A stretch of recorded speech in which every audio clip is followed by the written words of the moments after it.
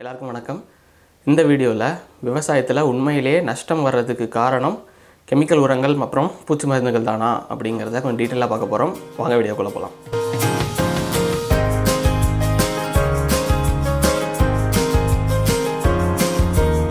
இப்போ யூடியூப்பில் அப்புறம் சமூக வலைதளங்கள்லாம் பொதுவான ஒரு கருத்து இருக்குது. என்னென்னா, கெமிக்கல் உரங்கள் பயன்படுத்துறதுனால நமக்கு நஷ்டமாகுது, நம்ம கெமிக்கல் உரம் வாங்குறதுனால உரக்கடைக்காரர்கள் தான் பணக்காரங்க ஆகுறாங்க, கார்ப்பரேட் கம்பெனிஸ் தான் பணக்காரங்க ஆகுறாங்க, முன்ன போல் இப்போல்லாம் விளைச்சல் வரமாட்டேங்குது, அதனாலேயே நமக்கு நஷ்டம் ஆகுது அப்படின்னு கருத்து நிலவுது. இதை பற்றி இந்த வீடியோவில் டீட்டெயிலாக பார்க்க போகிறோம். ஸோ முதல்ல நம்ம நஷ்டம் எதனால் வருது அப்படிங்கிறத நம்ம அனலைஸ் பண்ணோம்னா, சாகுபடிக்கு தேவையான இந்த செலவுகள்லாம் என்னென்ன அது காஸ்ட் ஆஃப் கல்டிவேஷன் அப்படிங்கிறத நம்ம ஒழுங்காக புரிஞ்சுக்கணும். இப்போது இந்த வீடியோவில் நான் காஸ்ட் ஆஃப் கல்டிவேஷன் அப்படிங்கிற டாப்பிக்கை நிலக்கடலை சாகுபடி, ஏன்னா இப்போ நாங்கள் ரீசெண்டாக அதுதான் பண்ணோம். ஸோ அதனால் நிலக்கடலை சாகுபடியை ஒரு உதாரணமாக வச்சு இந்த வீடியோவில் நான் காஸ்ட் ஆஃப் கல்டிவேஷன் எக்ஸ்பிளைன் பண்ணுறேன். கணக்கு வழக்கு பிடிக்காது, உங்கள் கணக்கை நீங்களே வச்சுக்கோங்க, எங்களுக்கு எதுக்கு சார் வேணும் அப்படின்னு நினைக்கிறவங்க இந்த டைம் ஸ்டாம்புக்கு வீடியோவை ஓட்டி பார்த்துக்கலாம். இப்போது காஸ்ட் ஆஃப் கல்டிவேஷன் நிலக்கடலைக்குன்னு இல்லை, 90 நாள் டு 120 நாள் பயிருக்கு மோரார்லெஸ் கிட்டத்தட்ட இந்த மாதிரி ஒரு செலவு தான் வரும். பட் நம்ம நிலக்கடலைங்கிறத கொஞ்சம் ப்ரிசைஸாக பார்ப்போம். என்னென்ன செலவு நிலக்கடலைக்கு வரும் அப்படின்னா, லேண்ட் ப்ரிப்பரேஷன், அப்புறம் விதைப்பு, நிலத்தை ரெடி பண்ணுறது, அப்புறம் விதைப்பில் 5700 ஆவரேஜாக செலவு வரும். எல்லாமே ஆவரேஜ் அமௌண்ட்டு தான். இது எப்படின்னா, 3 வாட்டி உழவு செய்கிறது, அப்புறம் ஒரு வாட்டி டிராக்டரில் போடுறது. ஆளை வச்சு போட்டால் ரேட் இன்னும் கூட வரும். டிராக்டரில் போடுற மாதிரி நம்ம அஸ்யூம் பண்ணிப்போம். அடுத்தது விதை. நிலக்கடலைக்கு மெயின் செலவே விதை தான். விதை சராசரியாக ஒரு ஏக்கருக்கு 100 கிலோ விதைக்காயாக வாங்குவாங்க. சராசரி விலை 120 கிலோன்னு வச்சா கூட 12,000 ஆகும் விதை மட்டும். அடுத்தது உரம், அப்புறம் பூச்சி மருந்து. இதுதான் முக்கியமான மேட்ரு. உரம் மற்றும் பூச்சி மருந்து தமிழ்நாடு வேளாண் பல்கலைக்கழகம் அவங்களோட ரெக்கமெண்டேஷன் படி நீங்கள் உரம் போட்டிங்கன்னா 4,000-5,000, ஒஸ்ட்டு கேஸ் 5,000க்குள்ளே முடிஞ்சிடும் உர செலவு. இது எப்படி சார் அப்படின்னீங்கன்னா, யூரியா ஒரு ஏக்கருக்கு என்னென்ன உரம் தேவைன்னா, யூரியா 25 கிலோ, எஸ்எஸ்பி 100 கிலோ, இல்லை இந்த காம்பினேஷன்னா மொத்தமாக டிஏபி ஒரு மூட்டை, ஒரு 50 கிலோ மூட்டை போட்டுக்கலாம். ஜிப்சம் 100 கிலோ, பொட்டாஷ், சிவப்பு பொட்டாஷ் ஒரு மூட்டை 50 கிலோ தேவைப்படும். மெக்னீஷியம் சல்ஃபேட் 20 கிலோ தேவைப்படும். ஆனால் 25 கிலோ பேக் தான் மோஸ்ட்டாக கிடைக்கும். ஸோ 25 கிலோன்னு வச்சுப்போம். அப்புறம் மைக்ரோ நியூட்ரியன்ட் ஒரு ஏக்கருக்கு 1 கிலோ அப்படிங்கிற விதத்தில் தேவை. இதை நீங்கள் கணக்கு போட்டு பார்த்தீங்கன்னா 4,500 to 5,000 வரும். இது நம்ம பேச்சுக்கு 4,500னே எடுத்துப்போம். ஏன்னா அதிகபட்சம் தான் 5,000, 4,500னே வச்சுப்போம். இப்போது இந்த உர செலவுன்னு சொன்னால் பார்த்தீங்களா, 4,500 இது டிஎன்ஏ பரிந்துரைப்படி கரெக்டாக செஞ்சால் 4,500. ஆனால் யாரும் நம்ம ஊர்லலாம் இந்த லெவலுக்கு துல்லியமாலாம் உரம்லாம் போடுறதில்ல. குத்து மதிப்பாக டிஏபி ஒரு மூட்டை, ஜிப்சம் ஒரு மூட்டை அப்படி தான் குத்து மதிப்பாக தான் போடுறது. அவங்களுக்கு இந்த 4,500லாம் செலவே ஆகாது. ஒரு 2,500 to 3,000க்குள்ளேயே அவங்க உர செலவெல்லாம் முடிச்சுப்பாங்க. கரெக்டாக செஞ்சால் இவ்வளோ செலவாகும் அப்படிங்கிறது சொல்ல வர்றது. நான் ஏன் சரியாக பண்ணால் இவ்வளோ தான் செலவாகும்னு சொல்கிறேன்னா, சில பேர் தப்பான உரத்தை போடுவாங்க. அதாவது தேவையில்லாத உரத்தை போட வேண்டிய டயத்தில் போடாமல், அடி உரம் விதைப்புக்கு முன்னாடி யாரும் விதைக்கும் போது போடணும். நம்ம ஆட்கள் என்ன பண்ணுவாங்க, உழவெல்லாம் செஞ்சு நடவெல்லாம் பண்ணி 10 நாள் கழித்து, சார் அடி உரம் என்ன சார் போடணும்னு கேட்பாங்க. ஸோ இதுதான் கரெக்டாக பண்ணான்னு சொல்ல வரேன். அப்புறம் இன்னொரு தப்பும் பண்ணுவாங்க.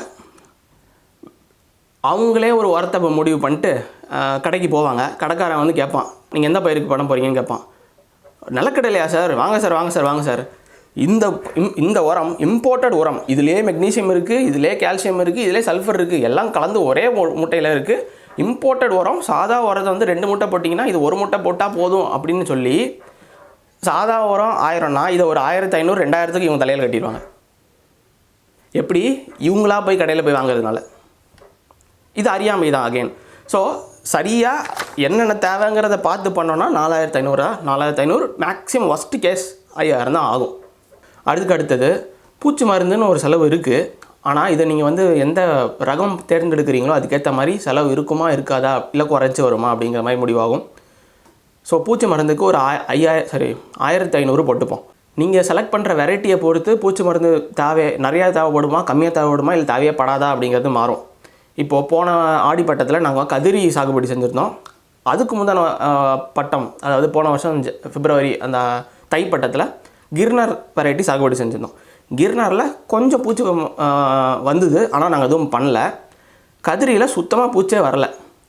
பூச்சி மருந்தெல்லாம் வாங்கி கொஞ்சம் ரெடியாக தான் வச்சுருந்தோம், சுத்தமாக பூச்சே வரல. ஸோ நீங்கள் சூஸ் பண்ணுற வெரைட்டியை பொறுத்துமே பூச்சி மருந்து வேணுமா வேண்டாங்கிறது மாறும். அடுத்தது மீதி இருக்கிறது எல்லாமே லேபர் காஸ்ட்டு. முதல் களை எடுக்கிறது, ரெண்டாவது களை எடுத்து மண்ணை அணைக்கிறது, அறுவடை, இது வரைக்கும் ஆகக்கூடிய லேபர் காஸ்ட்டு மொத்தமாக ஒரு 26,000 ஆகும். எப்படின்னா முதல் கலைக்கு ஒரு 6,000 செலவாகும், ரெண்டாவது களை மண் அணைச்சி களை போடுறதுக்கு ஒரு 10,000 செலவாகும். ஏன்னா அது கொஞ்சம் கூட வேலைங்கிறதுனால அறுவடைக்கு அது இன்னும் ஒரு 10,000 செலவாகும். ஸோ தோராயமாக பார்த்தீங்கன்னா ஒரு 26,000 செலவாகும் லேபர் காஸ்ட் மட்டும்.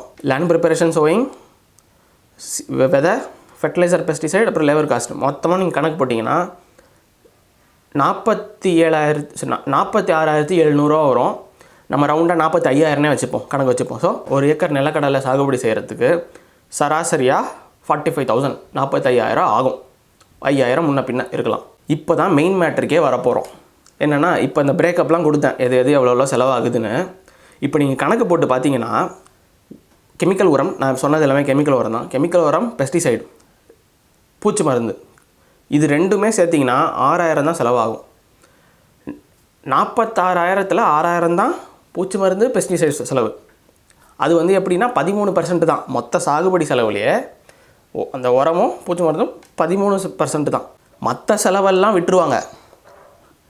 மற்ற செலவில் என்ன இருக்குது? லேண்ட் ப்ரிப்பரேஷன் செலவு இருக்குது, விதை செலவு இருக்குது, லேபர் செலவு இருக்குது, இதெல்லாம் விட்டுருவாங்க. யார்? இந்த இயற்கை விவசாயம் செய்கிற குரூப்பு. இவங்களுக்கு கண்ணில் எது தெரியுமா படும்? இந்த 6,000 ஆகுது பார்த்திங்களா செலவு, அதுதான் படும். ஏன்னா அந்த 6,000த்தில் தான் இவங்களுக்கு நஷ்டம் வருதான். சரி, ஓகே, 6,000த்தில் நஷ்டம் வருது, நீங்கள் என்ன அந்த 6,000 மொத்தமாக 0 ஆக்கிடுறீங்களான்னு கேட்டோம்னா அதுதான் கிடையாது. அவங்க இயற்கை முறைன்னு ஒரு சில ப்ரொசீஜர் செய்வாங்க, அதுக்கும் செலவாகும். அது என்னமோ காற்றுலேருந்து அப்படியே ஃப்ரீயாக தான் கிடைக்கிற மாதிரி ஒரு எஃபெக்ட் கொடுப்பாங்க, அதுக்கும் செலவாகும்.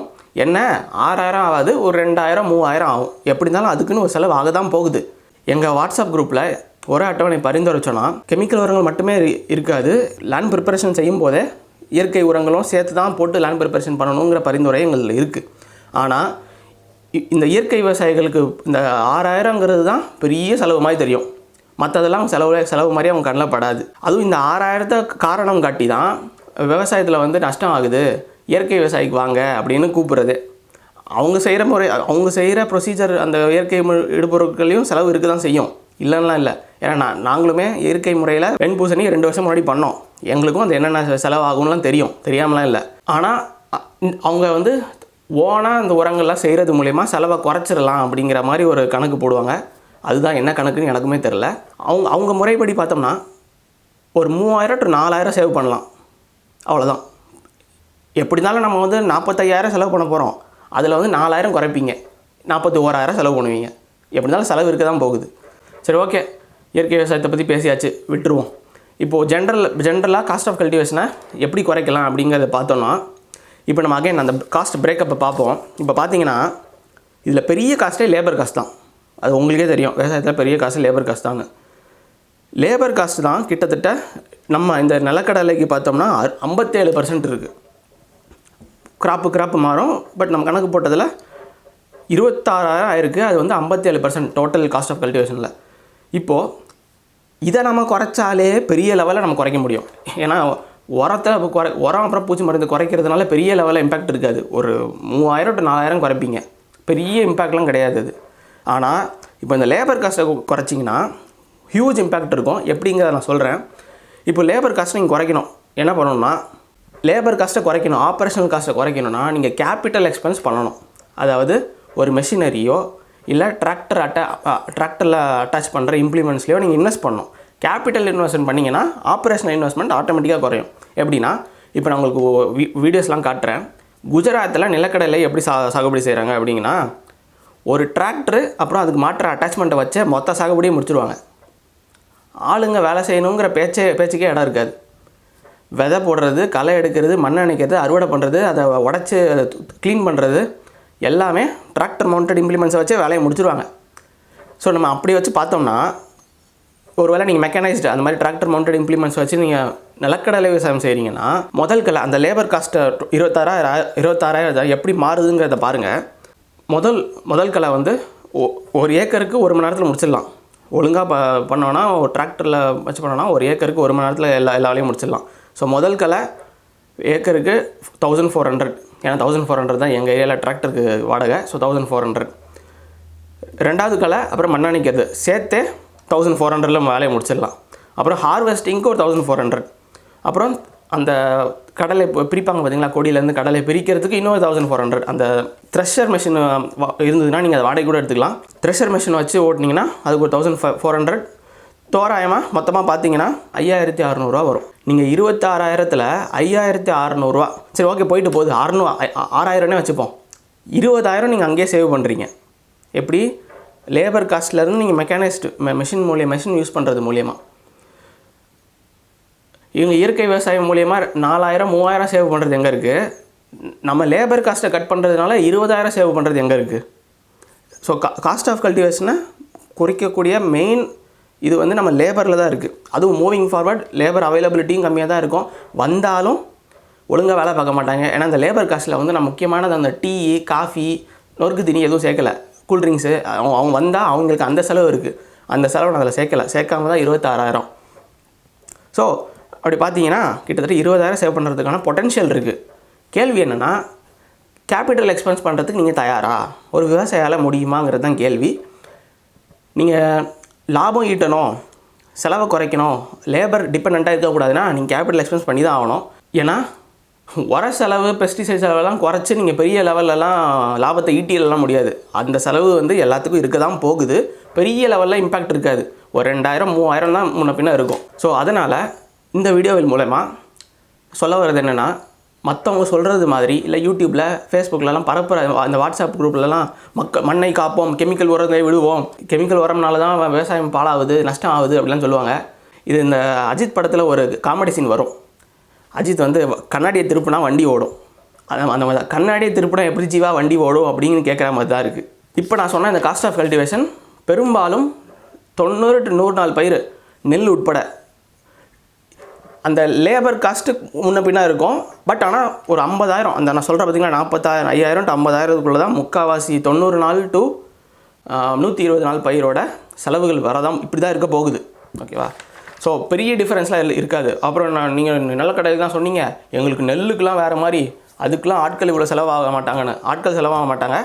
நெல்லுக்கு வந்து லேண்ட் ப்ரிப்பரேஷன் ஸ்டார்டிங்கில் இந்த டிராக்டரை வச்சு ஓட்டுற செலவில் அது நிறைய ஆகும். ஸோ ஒரு இடத்துல ஒரு பயிருக்கு ஏற்ற மாதிரி அந்த செலவு பேலன்ஸ் ஆகும் ஒரு வேறு இடத்துல. ஆனால் டோட்டல் செலவுன்னு பார்த்தீங்கன்னா ஆவரேஜாக நல்லா பண்ணிங்கன்னா 45,000 to 50,000 வரும். சில பேர்லாம் நான் அவ்வளோலாம் செலவு பண்ண மாட்டாங்க. 30,000 கூட விவசாயம் செய்கிறவங்களாம் இருக்காங்க. அங்கங்கே காம்ப்ரமைஸ் பண்ணி 30,000க்குள்ளே காஸ்ட் ஆஃப் கல்டிவேஷன் முடிக்கிற ஆட்களும் இருக்காங்க. காஸ்ட் ஆஃப் கல்டிவேஷனில் ஆக்சுவலாக காஸ்ட்டை குறைக்கிற இடம் ஏகப்பட்டது இருக்குது. நீங்கள் வந்து கெமிக்கல் உரம் அப்புறம் பெஸ்டிசைடை குறைச்சி தான் காஸ்ட் ஆஃப் கல்டிவேஷனை குறைக்கணும்லாம் இல்லை. அப்படி பண்ணவும் முடியாது. ஒரு 3000 4000 தான் இன்க்ரீஸ் ஆகும். அது பெரிய லெவல் சிக்னிஃபிகண்ட் இம்பேக்ட்லாம் ஏற்படுத்தாது. ஆனால் நீங்கள் லேபர் காஸ்ட்டு, முக்கியமாக லேபர் காஸ்ட்டை குறைச்சிங்கனாலே குறைஞ்சது 15,000 to 20,000 சாலிடாக சேவ் பண்ணலாம். இதுக்கப்புறம் யாராவது வந்து கெமிக்கல் உரம்னால தான் நஷ்டமாகுது அப்படின்னு கேட்டிங்கன்னா, நீங்கள் காஸ்ட் ஆஃப் கல்டிவேஷனை போட்டு நீங்களே அந்த நபர்கிட்ட காட்டுங்க. ஐயா சாமி, நீ சொல்கிற கெமிக்கல் உரத்தில் இவ்வளோ தான் செலவே ஆகுது, மற்றதில் தான் இவ்வளோ செலவு இருக்குது, நம்ம அதை தான் குறைக்கணும், நம்ம கண்ணை இருதுகளே வச்சுருக்க வேண்டாம் அப்படின்னு நீங்கள் தான் பேசி அவங்கள வந்து திருத்த முயற்சி பண்ணணும். அடுத்த வீடியோவில் சந்திப்போம். நன்றி.